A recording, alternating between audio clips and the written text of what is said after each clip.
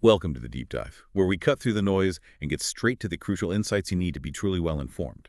Today we're embarking on part one of a vital deep dive into the current affairs for June 21st, 2025.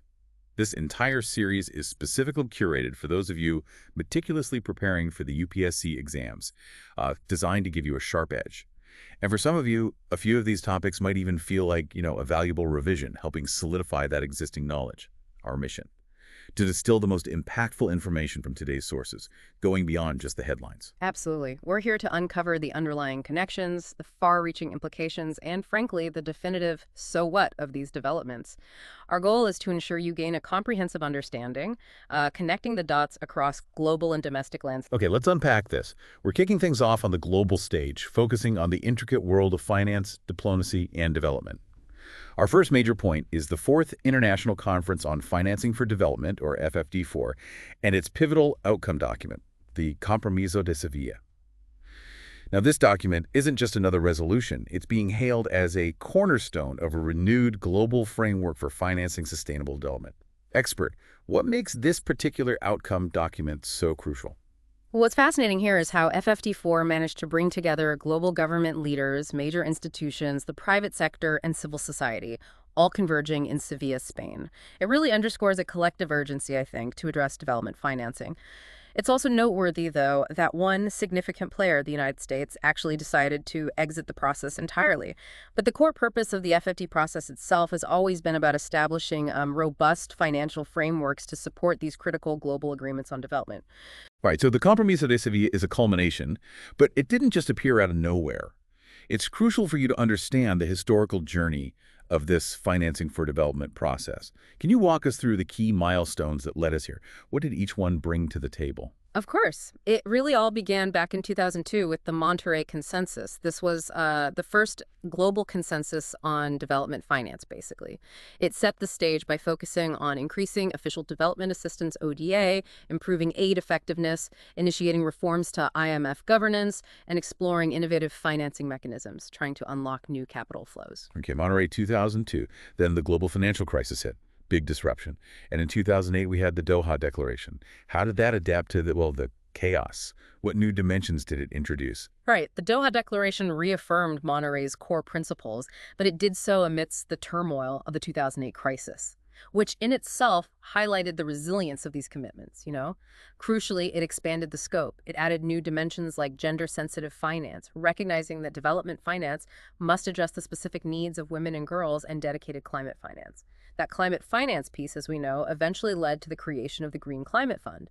So a significant shift towards more targeted, more nuanced strategies. Makes sense. And finally, fast forward to 2015, a landmark year, adoption of the SDGs. How does the Addis Ababa Action Agenda integrate financing with that really ambitious SDG framework? Addis Ababa was truly pivotal. It directly aligned the financing framework with the newly adopted Sustainable Development Goals, and it introduced a real game-changing concept: integrated national financing frameworks, or INFFs. Now, these aren't just theoretical ideas. They're designed as country-owned, country-led tools. They help governments mobilize and strategically align all forms of financing, public, private, domestic, international, with their specific national sustainable development priorities. It's about a holistic approach, really, funding the SDGs properly. Okay, so if we connect this history to the present, the key dimensions of the FFD4 outcome document, the Compromiso de Sevilla, they really crystallize the practical implications, don't they? Expert, what are the most significant takeaways from FFD4 for anyone looking at the future of global development, especially for our listeners? Yeah, the FFD4 document delivers on several key fronts. Firstly, the global financing framework. It doesn't just renew previous commitments, but critically, it aims to close that staggering $4 trillion annual SDG financing gap in developing countries. $4 trillion annually. That's huge. Yeah. It is, and it's not just a number. It represents a fundamental roadblock to global stability, to human development.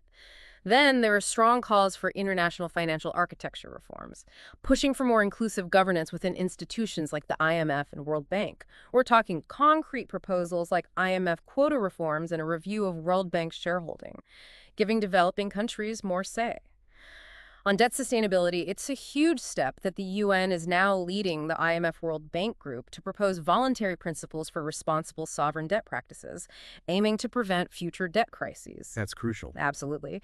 And significantly, on tax reforms, FFD4 throws its weight behind implementing Pillar II under the OECD G20 inclusive framework. This isn't just a minor tax rule tweak, it's a seismic shift. It aims to stop multinational corporations from dodging taxes by ensuring they pay a minimum corporate tax rate. Leveling the playing field, essentially. Exactly, and securing vital revenue for developing nations.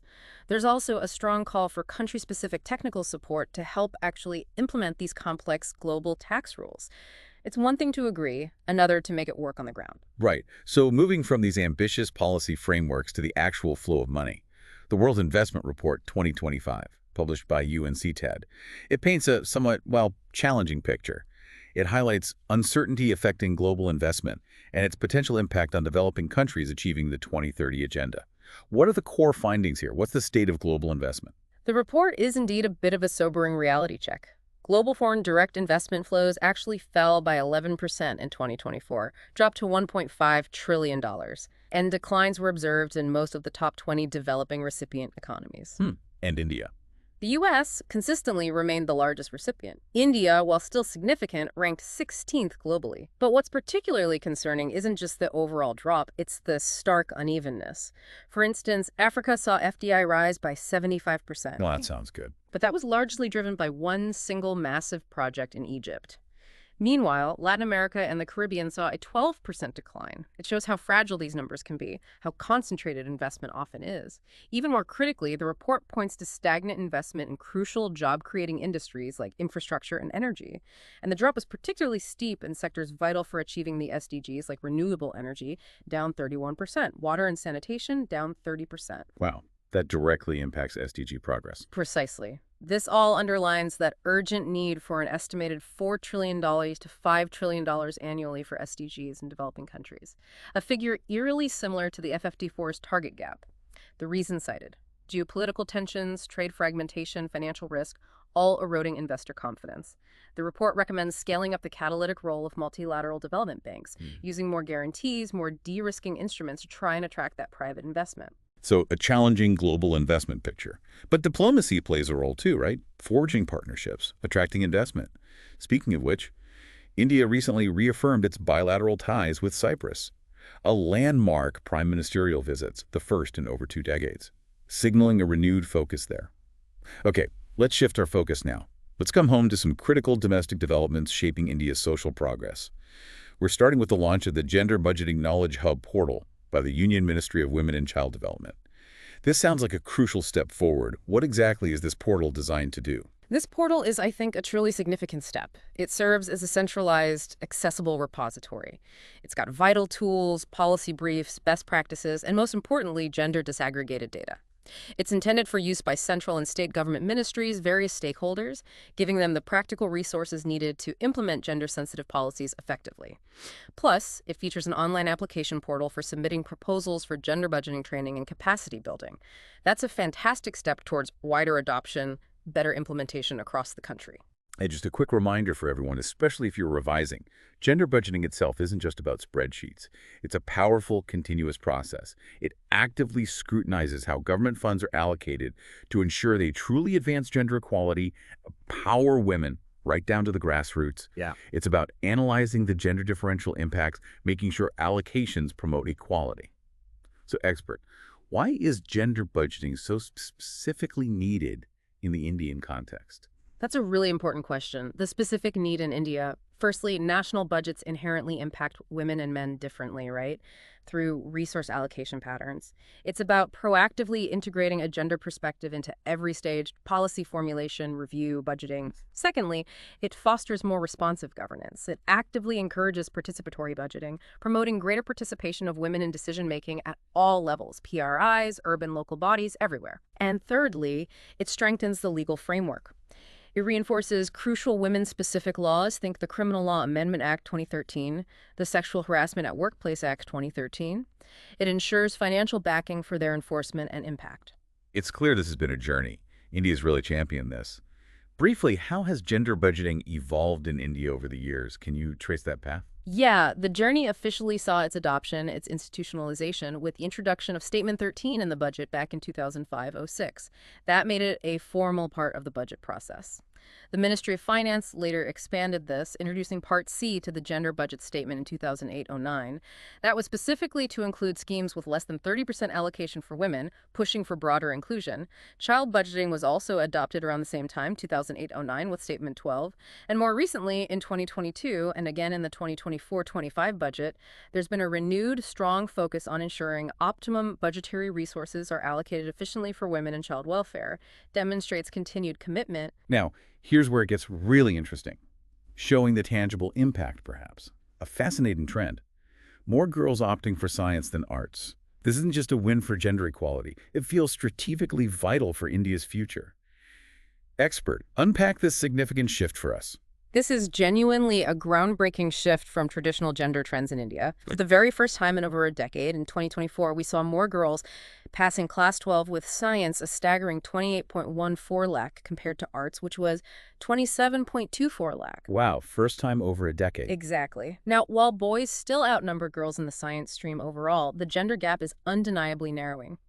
In 2024, girls accounted for a significant 46% of the total science stream passouts. And looking even broader, the All India Survey on Higher Education, AISH, for 2021-22 already indicates women comprise 52.1% of students in science disciplines at the higher education level. Over half.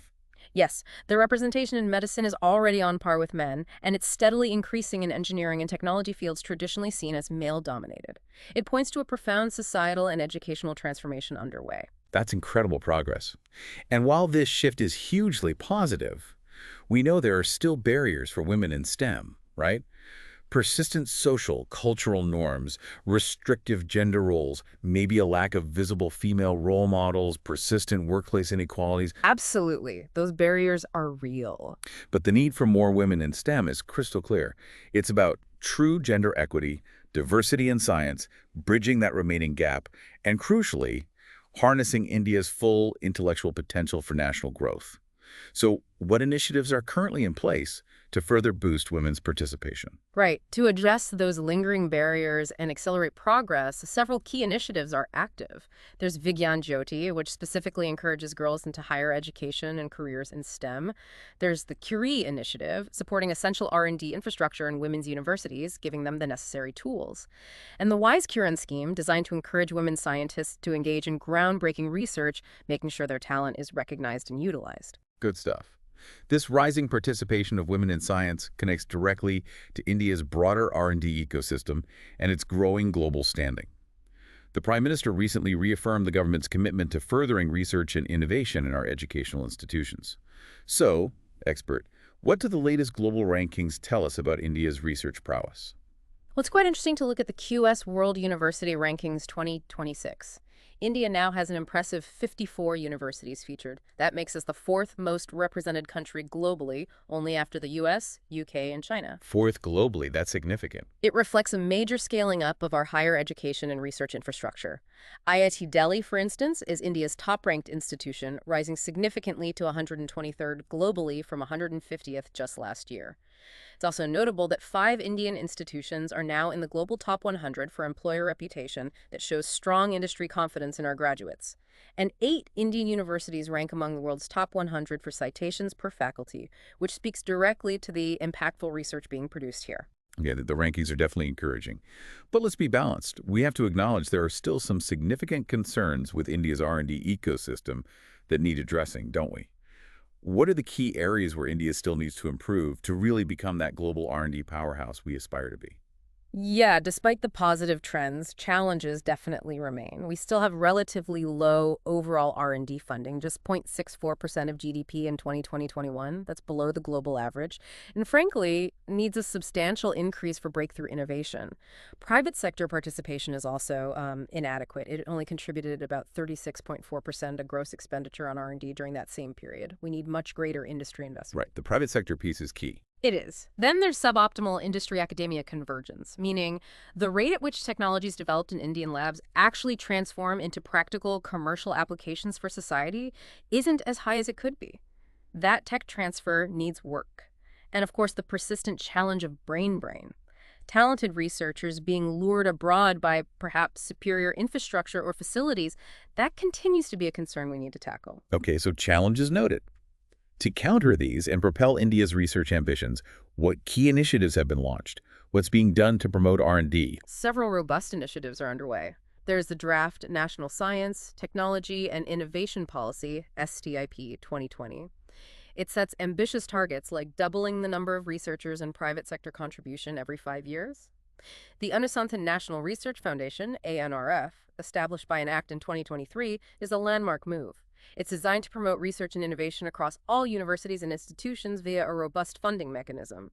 And the Impacting Research, Innovation, and Technology Imprint program that specifically seeks to bridge that critical gap between fundamental scientific knowledge and its practical engineering translation, making sure research delivers tangible societal benefits. Okay, beyond strengthening academic and research institutions, India is also showing how innovation can tackle pressing environmental challenges. A really shining example comes from Rajkot. An inspiring sustainable model for dump site remediation has turned a massive landfill into a vibrant, green urban forest. Expert, tell us what Rajkot's sustainable model. Yes, this is a perfect example of what the Swachh Bharat Mission's Lakshya Zero dump site initiative aims for, remediating these huge legacy waste dump sites to create garbage-free cities. Right. The Rajkot model is quite innovative, demonstrating a full circular economy approach. They transformed Nakrawadi, a decades-old dump site burdened with a staggering 16 lakh tons of legacy waste, That's still tough. into a beautiful 20-acre green urban forest. They did this by planting 2.35 lakh native and fast-growing trees using the Miyawaki technique. The Miyawaki technique. Explain that briefly. Sure. Developed by Japanese botanist Akira Miyawaki in the 70s, it focuses on creating dense, biodiverse mini-forests very quickly. It accelerates ecological restoration.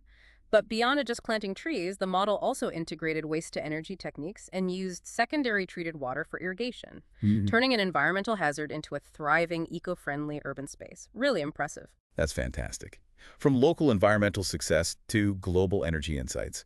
Let's look at the Energy Transition Index, or ETI, for 2025, released by the World Economic Forum. Expert, what are the key findings here, and importantly, where does India stand? The key findings show Sweden continues to lead, ranked first, followed by Finland, Denmark, Norway, the usual Nordic frontrunners demonstrating strong commitment to their energy transitions.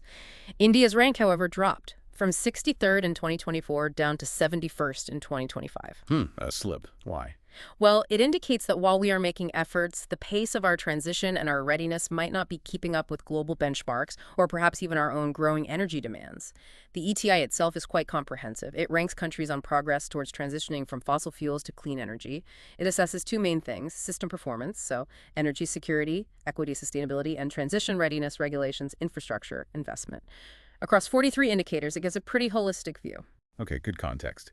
Now, let's talk about a foundational element of India's digital backbone, the National Internet Exchange of India, or NIXY. It recently celebrated its 20th anniversary. Why is NIXY so important for India's digital landscape? NIXY is truly a cornerstone of India's digital sovereignty. It's a not-for-profit organization set up back in 2003 under Section 8 of the Companies Act. Its core purpose is simple but vital: enable peering among internet service providers within India. This crucially allows domestic internet traffic to stay within the country. Instead of routing internationally. Exactly. Which significantly improves speed and efficiency for internet users across India, reduces latency, reduces reliance on international routes for local traffic, and since 2004, NIXI has also been responsible for managing India's .in country code top-level domain through the IN registry, giving India its own digital identity online. What's vital is that NIXI operates neutrally and non-discriminatorily, adhering to global best practices, ensuring a fair, open internet for everyone. Right, 20 years strong. Okay, shifting gears dramatically to something a bit more mysterious, even superstitious. The doomsday fish, the oarfish. It made headlines recently, captured off the Tamil Nadu coast. Expert, what makes this creature so unusual, and why that ominous nickname? Yes, the oarfish. It's truly fascinating. It's strikingly large, very odd-looking, With that distinctively long, ribbon-shaped body, it lets them float quite inconspicuously in the water column. It gets its dramatic doomsday moniker from a Japanese belief, or perhaps folklore, that its appearance near the surface warns of impending natural disasters like earthquakes or tsunamis. Really? Any truth to it? Scientifically, no established link, but they are deep-sea dwellers thriving in the least explored zones of the ocean, so their appearance near the surface is unusual, which probably fuels the superstitions.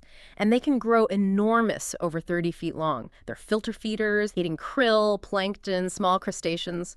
Quite unique creatures. From the deep sea to deep space. Let's move to human exploration with the Axiom 4 mission.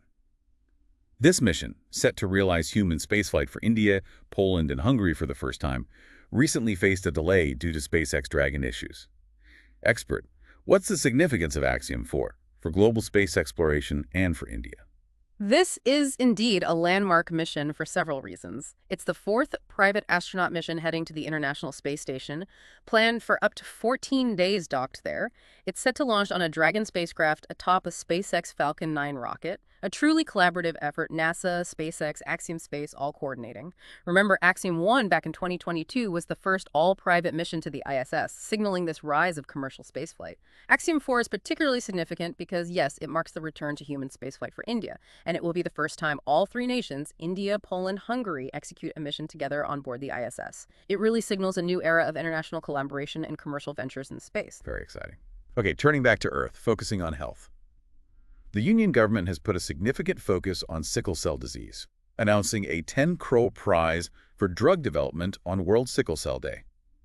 Expert, quick refresher for those revising key characteristics of sickle cell disease. And why is this prize so critical? Right. While many of you listening will be familiar with sickle cell disease as a severe inherited blood disorder, the government's 10 crore prize really highlights an urgent need. Currently, there's only one drug available for its management. Just one. Just one main drug for management. This condition causes abnormal hemoglobin, making red blood cells rigid, crescent-shaped like a sickle. These sickle cells die early, causing a constant shortage of red blood cells, leading to severe pain, organ damage. It's genetic, present at birth, inherited when a child gets two abnormal hemoglobin genes, one from each parent. So this prize underscores the immense potential impact of finding more effective treatments for the millions affected worldwide, and particularly in India. A much-needed push for R&D there. Now for some truly cutting-edge research from the cosmos. Extreme helium. Keys. This sounds incredibly rare. It is. Researchers recently uncovered a mysterious star, A980.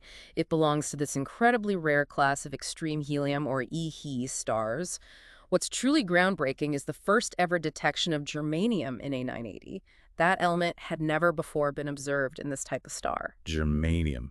Interesting. So what defines these EHE stars? They're fascinating. They are low-mass supergiants, almost entirely devoid of hydrogen, the universe's most common element.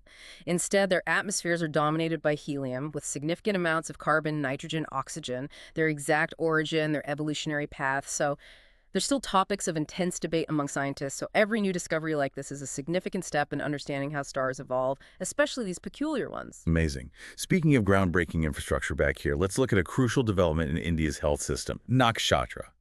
Expert, what is Nakshatra and how will it transform medical research and public health in India? Nakshatra is the Indian Council of Medical Research, ICMR's, first high-performance computing facility. It's launched at the National Institute of Virology, NIV, in Pune. Developed under the PM Ayushman Bharat Health Infrastructure Mission, PMABHIM, it's a state-of-the-art computing cluster.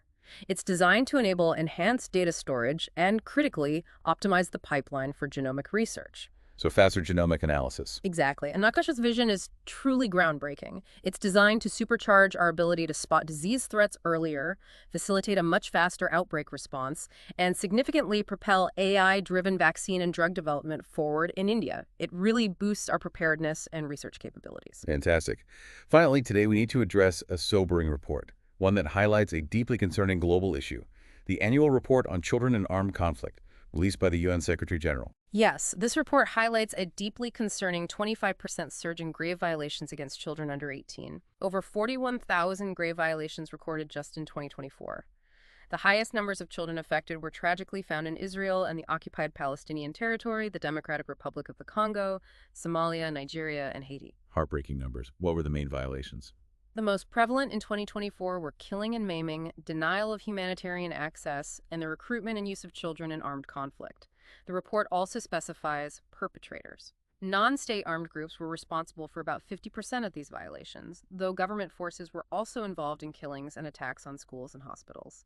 It's a stark reminder of the devastating impact conflict has on the most vulnerable. Wow. That was a truly comprehensive deep dive into some incredibly important current affairs for June 21st, 2025, Part 1. From global finance reforms and investment trends to India's remarkable progress in gender equality in STEM, its burgeoning R&D ecosystem, and even critical environmental and health initiatives. We've covered a vast and vital landscape. These insights, as you know, are crucial for staying well informed, especially as you prepare for competitive exams like the UPSC. So, what does this all mean for you? Well, I think this raises an important question, doesn't it? How do these seemingly disparate developments, from global finance negotiations in Sevilla to deep-sea fish off Tamil Nadu, how do they ultimately shape the human experience in our collective future? Understanding these interconnections, how global economic shifts impact local development, how scientific breakthroughs influence policy, how social progress is tied to innovation, that's really key to grasping the complexities of our world and preparing for its challenges. Absolutely well put. Thank you for joining us on this deep dive. If you found this discussion valuable, please make sure to like and subscribe to the show for more in-depth analyses of daily current affairs. We rely on your support. We'll be back soon with Part 2. Until then, keep learning and keep exploring.